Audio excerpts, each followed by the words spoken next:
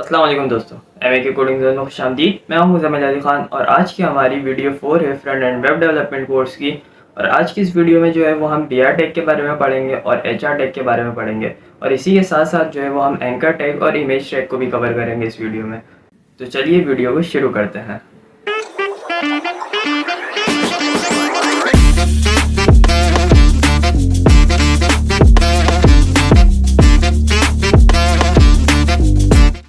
और अगर आप भी जो है वो सोर्स कोड को एक्सेस करना चाहते हैं तो नीचे गिटहब की लिंक होगी, आप उस पर क्लिक करके जो है हमारे सोर्स कोड को एक्सेस कर सकते हैं। तो यहाँ पे जो है हमारे पास सारे जो भी सोर्स कोड होता है वो हमारे पास ऑटोमेटिक जो है इसमें अपडेट हो रहा होता है।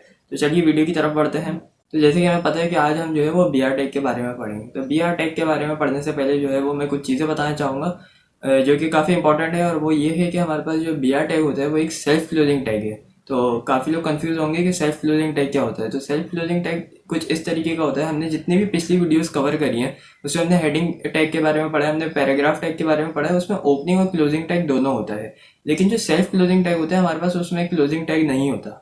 हमारे पास सिर्फ एक ही टैग होता है, ओपनिंग टैग जो होता है वो उसी को यूज़ करते हैं। तो बीआर टैग जो है वो हमारे पास एक सेल्फ क्लोजिंग टैग है। तो मैंने उस वीडियो में भी कहा था कि कुछ टैग्स को छोड़ के जो है वो हमारे पास सब में ओपनिंग और क्लोजिंग टैग होते हैं, कुछ होते हैं जो सेल्फ क्लोजिंग टैग होते हैं, और बीआर टैग जो है वो उसमें शामिल है। तो चलें बीआर टैग को जो है इस्तेमाल करके प्रैक्टिकली करते हैं। तो यहाँ पे मैं क्या करता हूँ, यहाँ पे मैंने पी लिख के जो है मैंने इंटर करता हूँ, तो हमारे पास एक पैराग्राफ आई है। आप इसमें देख सकते हैं यहाँ पे ओपनिंग और क्लोजिंग टैग दोनों आई है। और अगर मैं इसमें लिख देता हूँ लॉरेम 23, और ये जो बीआर टैग है इसको हम ब्रेक टैग भी कहते हैं।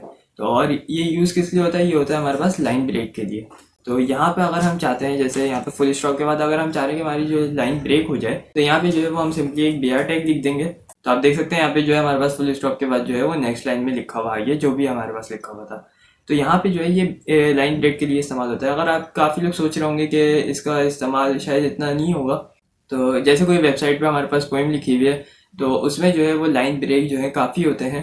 तो इस वजह से भी ये जो है काफ़ी यूज़ होता है, और अगर हम चाहें तो मैं आपको करके भी दिखा सकता हूँ। इसकी एक और बेहतरीन एग्जांपल जो है वो मैं दिखाता हूँ आपको। अगर मैं इसको यहाँ से हटा दूँ और यहाँ पे मैं एक H1 डाल दूँ, और तो यहाँ पे आप देख सकते हैं यहाँ पे हमारे पास हमने एक पोएम लिख ली है। और जब हमने पोएम पैराग्राफ में लिखी है तो हमारे पास जो है वो सिंपली साथ साथ चलते जा रही है, यहाँ पे हमें लाइन ब्रेक नहीं हो रही। तो यहाँ पे लाइन ब्रेक हम करेंगे तो यहाँ पे हम जो है वो सिंपली बीआर टैग को यूज़ कर लेंगे। तो सिंपली हम हर लाइन के बाद जो है वो एक बीआर टैग लगा देंगे, तो हम देख सकते हैं यहाँ पे हमारे पास जो है वो एक पोएम की शेप में आ गई है। तो हम इसलिए जो है वो बीआर टैग को यूज़ करते हैं। तो हम जो है वो एक नेक्स्ट टैग के बारे में पढ़ते हैं जो कि हमारे पास है एक एचआर टैग। और इस एचआर टैग को जो है वो हम थेमेटिक ब्रेक भी कहते हैं। और इससे पहले जो हमारे पास जो HTML4 थी उसमें जो है हम इसको हॉरिजॉन्टल रूल के नाम से जानते हैं। तो हम जो है इसको पहले क्लियर कर लेते हैं, और क्लियर करने के बाद यहाँ से मैं कैंसिल कर देता हूँ। तो यहाँ पे जो है ये एचआर टैग यूज़ क्यों होता है, तो ये जो एचआर टैग होता है ये हमारे पास जो है वो एक सब्जेक्ट एंड होने पे जो है इसको हम यूज़ करते हैं। ये जो है वो हमारे पास शो करवाता है कि हमारे पास जो एक सब्जेक्ट था वो जो है हमारे पास ख़त्म हो गया है और न्यू सब्जेक्ट जो है वो शुरू हो गया है। तो इसको जो है वो हम यूज़ करते हैं इसलिए।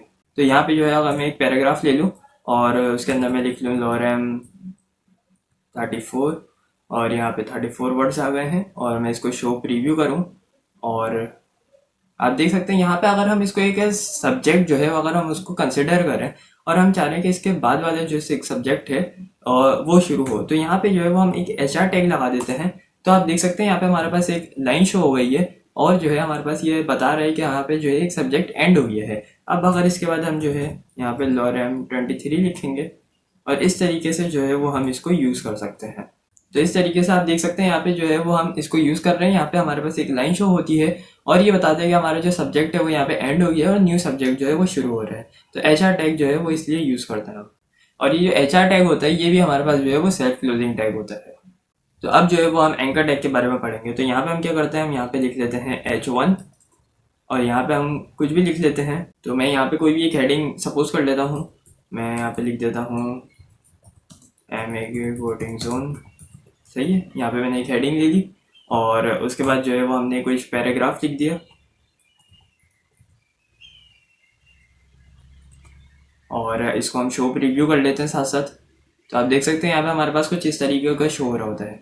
तो ये हमारे पास एंकर टैग यूज़ क्यों होता है, तो सबसे पहले हम एंकर टैग लिख लेते हैं। एंकर टैग को लिखने का तरीका है, हम यहाँ पे ए लिखेंगे और इंटर करेंगे तो हमारे पास ये एंकर टैग आ गया है। जैसे कि काफ़ी वेबसाइट विकीपीडिया वगैरह पे देखा होगा कि हम यहाँ पे लिखा हुआ था कि इसके बारे में पढ़ना है तो यहाँ पे क्लिक करें और हम न्यू टैब पे चले जाते हैं और वहाँ पे उसकी सारी चीज़ें होती हैं, वो न्यू वेब पेज जो है वो हमारे पास खुल जाता है। तो ये एंकर टैग जो है वो हम उसके लिए यूज़ करते हैं। तो हम यहाँ पे क्या करते हैं, हम यहाँ पे काम कर लेते हैं, हम यहाँ पे अपने ही गिटहब का जो लिंक है उसको Ctrl+C कर लेते हैं और यहाँ पे हमारे पास href लिखा हुआ है जिसके अंदर जो है वो हम अपनी लिंक जो है वो एंटर करेंगे। हमने यहाँ पे इसके अंदर लिंक एंटर कर दी।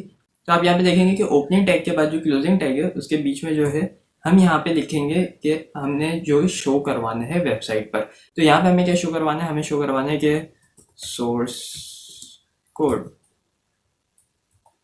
तो यहाँ पे क्या होगा, यहाँ पे अगर हम क्लिक करेंगे, इसको मैं ओपन इन ब्राउज़र कर लेता हूँ, तो आप देख सकते हैं यहाँ पे हमने लिख दिया सोर्स कोड। हम इस पर क्लिक करेंगे तो हमारे पास जो है वो हम डायरेक्ट गिटहब पे चले जाएंगे जो कि हमने करा हुआ है। तो आपने देखा होगा कि इसका जो है वो कलर भी चेंज हो गया है और क्योंकि हमने जो है वो इसको ओपन कर लिया है। और अगर हम इसको ओपन कर रहे हैं तो हमारे पास वो इसी वेब पेज पे जो है वो इसको ओपन कर रहा है। और काफ़ी दफ़ा ऐसा होता है कि हम चाहते ही नहीं है कि ये इसी वेब पेज पे खुले, हम चाहते हैं कि ये न्यू टैब पे जो है वो ये पेज खुले। तो उसके लिए हमें क्या करना होता है, हम यहाँ पे एक एट्रीब्यूट यूज़ करते हैं इनका टैग के अंदर और वो एट्रीब्यूट हमारे पास क्या होती है, वो एट्रीब्यूट हमारे पास होती है टारगेट। और हम यहाँ पे लिख देते हैं टारगेट इज इक्वल टू और यहाँ पे हम क्या है अंडरस्कोर ब्लैंक कर देंगे। तो इससे क्या होगा, इससे हमारे पास जो है हम अगर हम क्लिक करेंगे सोर्स कोड के ऊपर तो आप देखेंगे हमारे पास जो है एक न्यू टैब में जो है हमारे पास जो लिंक थी हमने जो डाली थी वो हमारे पास एक न्यू टैब में शो हो रही है। और काफ़ी लोग जो है वो इसको यूज़ करते हैं। ये जो एंकर टैग है ये काफ़ी जो है वो यूज़ होता है। तो यहाँ पे अगर हम इसको क्लिक करेंगे तो आप देख सकते हैं हमारे पास जितनी बार भी हम क्लिक करेंगे न्यू टैब में जो है वो सारी लिंक जो है वो खुल रही होंगी। तो इस तरीके से जो है वो हम एंकर टैग को यूज़ करते हैं। हम यहाँ पे चाहे तो हम यहाँ पे कुछ भी लिंक दे सकते हैं। तो हम यहाँ पे जो है वो फेसबुक की लिंक दे सकते हैं, व्हाट्सएप की लिंक दे सकते हैं, इंस्टाग्राम की लिंक दे सकते हैं। आप कुछ भी मतलब आप जो भी लिंक चाहे वो आप जो है कॉपी करके डायरेक्ट यहाँ पे पेस्ट कर सकते हैं। तो इस तरीके से जो है वो हम एंकर टैग को यूज़ करते हैं। और इस वीडियो का लास्ट जो है हमारे पास इमेज टैग, उसको इमेज टैग को देख लेते हैं कि इमेज टैग क्या होता है। तो अब जो है वो हम इमेज टैग को कवर करते हैं और ऊपर जो है वो मैंने गलती से सब कुछ मिटा दिया था तो मैंने ये सारी चीज़ें दोबारा लिख के इसको कमेंट आउट कर दिया ताकि सोर्स कोड पे आपको मिल सके। तो यहाँ पे जो है वो अब हम इमेज टैग को कवर कर लेते हैं। इमेज टैग क्या होता है, तो इमेज टैग भी जो है वो हमारे पास एक सेल्फ क्लोजिंग टैग है। तो यहाँ पर हम जो है इमेज टैग के लिए जो है वो हम कैप्स लॉक में ऑफ कर लेता हूँ। तो इमेज टैग के लिए हम जो है वो img लिखेंगे। यहाँ पे जो है वो हमारे पास दो चीज़ें हमें शो हो रही हैं, एक है हमारे पास src जिसको हम सोर्स कहते हैं और एक है हमारे पास alt। और इसमें जो है वो src जो है इसके अंदर हम जो है अपनी जो भी हमारी पिक्चर होगी उसका जो है वो हम टाइटल लिखेंगे, जो भी हमारे इमेज का टाइटल होता है। तो यहाँ पे जो है वो हम यहाँ पे कोई भी URL जो है वो कॉपी कर सकते हैं, जैसे कि मैं गूगल वगैरह से उठा लूँ या तो अगर आपके पास जो है वो डाउनलोडेड इमेजेस है तो जो है वो हम वो यूज़ कर सकते हैं। तो यहाँ पे मैं काम करता हूँ अपना थंबनेल उठा के यहाँ से हम इसको ड्रैग एंड ड्रॉप करके यहाँ पे भी कर सकते हैं, इसको ऐसे यूज़ कर सकते हैं। और अगर आप चाहें तो जो भी हमारा फोल्डर है जैसे वीडियो 4 है तो वहाँ पे जाके भी हम अपनी कोई भी फ़ोटो पेस्ट कर देंगे तो यहाँ पे जो है वो हमारे पास शो हो जाएगी। तो यहाँ पे जो है ये हमारे पास एक तस्वीर है और जिसका टाइटल है हमारे पास लिखा हुआ है यूट्यूब शॉर्ट ट्रिक्स। तो यहाँ पे हम क्या करेंगे, यहाँ पे हम जो है सोर्स में जो है यहाँ पे हम लिखेंगे कि यूट्यूब। तो आप देख सकते हैं यहाँ पे हमारे पास जो है वो उसने खुद ही सजेशन दे दी है क्योंकि हमारे पास जो है वो यहाँ पे एक पिक्चर अपलोड हुई है। तो यहाँ पर जो है आपको पिक्चर इस फोल्डर में अपलोड करना लाजमी है। तो यहाँ पे हम इसको एंटर करेंगे और हम यहाँ पे एक शो पे रिव्यू करेंगे तो आप देख सकते हैं यहाँ पे हमारे पास जो है वो पिक्चर शो हो जाएगी। यहाँ पे आप देख सकते हैं, यहाँ पे मैं इसको ओपन इन ब्राउज़र कर दूंगा तो आप देख सकते हैं यहाँ पे हमारे पास जो है ये जो पिक्चर है ये हमारे पास शो हो गई है। लेकिन ये पिक्चर जो है वो काफ़ी जो है इसका साइज़ वगैरह जो है वो काफ़ी ज़्यादा ख़राब आ रहा है। तो इसको हम जो है CSS की मदद से जो है इसको सारी चीज़ें सेट करते हैं। लेकिन हमारे पास इमेज के अंदर ये एट्रीब्यूट है कि हम जो है इसकी विड्थ और इसकी हाइट को जो है वो हम HTML के ज़रिए भी इसको सेट कर सकते हैं। तो यहाँ पे जो है वो हम क्या करते हैं, इस एट्रीब्यूट का इस्तेमाल करते हैं। और अगर हम यहाँ पे जो है वो इसकी अगर हाइट जो है इसकी हम सेट करते हैं तो हमारे पास जो विड्थ है वो ऑटोमेटिक सेट हो जाएगी। और अगर हम विड्थ को सेट करेंगे तो हमारे पास जो हाइट है वो ऑटोमेटिक सेट हो जाएगी। तो अगर हम चाहें तो दोनों को भी कर सकते हैं। हम यहाँ पे विड्थ लिख देते हैं। अगर आप इसको चौड़ा करना चाह रहे हैं और तो आप यहाँ पे इसकी विड्थ दे सकते हैं लाइक 300, जो कि काफ़ी अजीब सी दिखेगी। आप देख सकते हैं यहाँ पे मैं इसको ओपन ब्राउज़र कर लेता हूँ, इसको रिफ्रेश करूँगा तो आप देख सकते हैं यहाँ पे जो हमारी जो पिक थी वो काफ़ी ज़्यादा जो है वो स्ट्रेच हो गई है और काफ़ी अजीब सी दिख रही है। तो हम जो है यहाँ से इसको विड्थ को हटा देते हैं तो आप देख सकते हैं यहाँ पे हमारी जो पिक है वो काफ़ी सही दिख रही है। ये थोड़ा रिलोड होने में टाइम लगा रहेगा। और यहाँ पे आप देख सकते हैं यहाँ पे हमारे जो पास जो विड्थ है, अगर हम चाहें तो हम इसको हाइट हटा के विड्थ दे सकते हैं। इसको सिर्फ हम इसको विड्थ दे दें, विड्थ इज इक्वल टू, हम इसको दे देंगे लाइक 400 और हम इसकी हाइट हटा देते हैं। ठीक है, तो आप देख सकते हैं यहाँ पे हमारी जो पिक होगी वो हमारे पास काफ़ी स्ट्रेच हुई भी होगी। आप देख सकते हैं यहाँ पे हमारे पास स्क्रॉल बार भी आ गया है। इससे हाइट जो है वो इसको ऑटोमेटिक जो है वो हो गई है सेट। तो यहाँ पे जो है हमारे पास एक और चीज़ है, यहाँ पे मैं हाइट भी लिख देता हूँ ताकि आपको कोई मसला ना हो, और जब आप सोर्स कोड लें तो आपके पास जो है वो सारी चीज़ें ऑटोमेटिक मिल जाए आपको।